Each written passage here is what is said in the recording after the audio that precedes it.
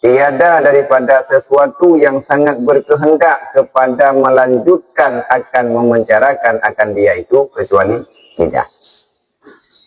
Kerana Ibnu Mas'ud yang katanya kejadian dalam dunianya demi Allah kepada hana yang sering tamang urang dalam penjara, tok yang pertama urang dalam penjara adalah lidah.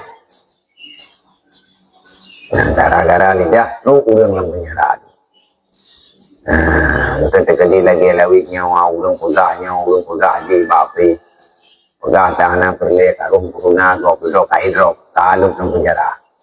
Karena orang dalam penjara gara-gara gak tahu nya benda lain ke. Gara-gara gerugah babak benda jalannya hidrok. Tapi bak gara-gara pegahnya bak pun pegah dedol dia pegah buat. Poinnya gara-gara pegah dengan orang lain lagi pegah orang lain dah dedol karena orang mudah jatuh. Ni tempat dalam salahnya mantap kampung itu.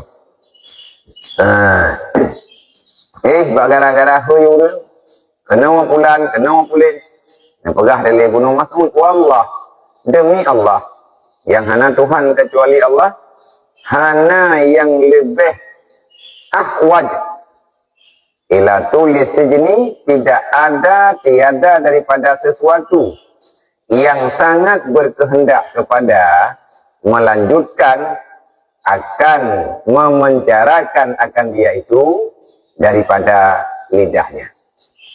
Yang tukang urang dalam penjara artinya tertarik, mengikat, modalih, terhalau manusia dalam dunianya kepada hal-hal yang membinasakan, yang sejenonnya gambaran baik penjara yang sebenarnya ataupun yang bermakna makna penjara. Itu lah itu kalah dengan bahasa orang yang dia pegang baik drop sana, tapi itu lah peraturan macam sungguh drone dia pegang satu lagi yang terkadi dengan pegang kucing wah yang terkadi dengan pegahnya pegang dia drop sana kan dia buat tak payah im mainannya sih tahu tukang pelaku manusia sampai lagi yang teraniaya pelaku drog akan roh menang pelaku karena hana terjaga lidahnya. Bermula kebinasaan lidah itu yaitu ada 20 hukum antara lain.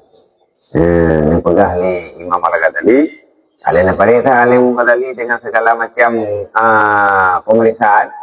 Nakalan tagonyo, nakalan tagoji, periksa kanu, periksa kadi, baca ayatnya, baca hadis, nakalan punani. Nakalan serta baca dan dengar haba-haba orang awai-awai daripada Imam Al-Ghazali yang sering terjadi binasa gara-gara lidah, sering kejadian bak 20 tempat.